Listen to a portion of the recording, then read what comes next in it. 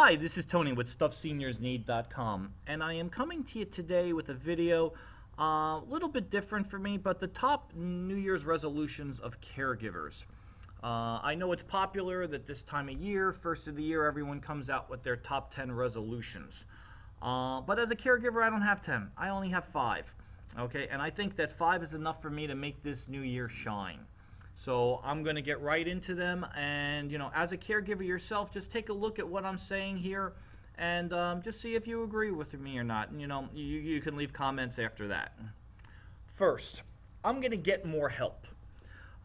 This applies both to asking the rest of my family for help and not feeling like I have to do it all, and also to devoting as much time as possible to finding the resources out there that make my life easier as a caregiver.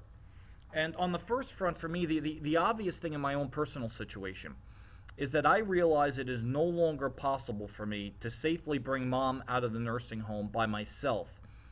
This is due to her lack of mobility. This is due to my back. This is due to her needing an oxygen tank, etc., etc.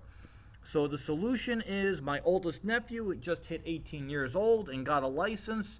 And he has now been ordered to volunteer to help me with the heavy lifting of getting mom in and out of the car. So that comes with a license, John. My family also realized that over Thanksgiving, it was really getting impractical to get mom in my brother's house. And there's only 2 steps, from the porch to get her in the house. But with a brand new wheelchair, with my brother and I lifting the wheelchair to get her in there, the thing almost fell apart, and not to mention what it did to our backs. So one thing we started to look into, and that was how to safely get her in the house without us having to go to the chiropractor. And the answer was a wheelchair ramp. Now, in the description of this video, if you're watching it on YouTube, I'm going to have a write-up on the wheelchair ramp that we're using. But I will say this, it has made taking mom in and out of the nursing home for Christmas a whole lot simpler.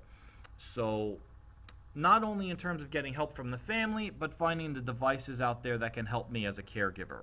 That's my first resolution. Second, I'm going to laugh more. And this is really, don't sweat the small stuff. I know that's a title of a book and a series of books, but it really is the truth. And it's going to require a change in philosophy on my part. Caregiving can be stressful. Even though mom, is in a nursing home, I am constantly getting calls from that nursing home and her on things that, things she needs from the nursing home, but things that she wants for herself. And, just the strains and the stress from getting those phone calls when you're at work or when you're trying to enjoy yourself, it can be rough. One way to deal with that is to get the help you need, okay, and learn how to ask for it. That goes back to point number 1. Number 3, and this is a big one for me. I really need to take this to heart. I need to take care of myself better. And that's one of the best ways for you to gain some stress and relief as a caregiver. For you to start to feel better about yourself is for you to start to take care of your own body. And really, from a caregiver's perspective, this comes down to 2 problems. First, a lack of time. And the second would be emotional eating, which I would say so many caregivers use as a means of dealing with the stress from caregiving. They just make the decision to, start pigging out. And it's all those empty, unnecessary calories that contribute to your own health woes. Well, once again, in the description of this video, you're going to see links to articles on how to find the time to work out, and also tips to dealing with the emotional eating that comes with caregiving. So I hope that you're going to find those beneficial. They are tips that I plan on taking to heart this year. And next, I'm going to spend more time with those I love. And really what this comes down to, what seniors want for the holidays, they don't need another watch. They don't want, another DVD. What they really want is our time. And it is the single most precious commodity that we have, but the dividends that come with giving it actually far outstrip the actual time we invest. So while it's difficult, I am going to make a commitment to spend more time with my folks, with my family, and this is just so I can be a better caregiver and a better person. And I think whether you're a caregiver or not, regardless of your situation in life, this is something that we all really need to do. This is a huge one for me. I'm going to learn how to say no when I need to say no. It is my single greatest weakness. It's the result of, let's face it, our parents have so much of an emotional hold on our lives because, we did what they told us to from the beginning, from the time we were born. And there are no easy answers for this. It's just something that I need to realize for myself I need to do. And I'm going to give you a prime example of what's currently going on in my life. Mom just asked me to take her to a doctor's appointment. Now, that sounds like a perfectly reasonable request, but there's a couple of things you need to know about it. First of all, because she's in a nursing home, she has access to neurologists already. It's going to be a neurology appointment. It really comes down to, why doesn't she want to use them? She had a personality conflict with the staff neurologist. And this is because that doctor told my mother what she needed to hear as opposed to what she wanted to hear. So as a result, there's a personality conflict.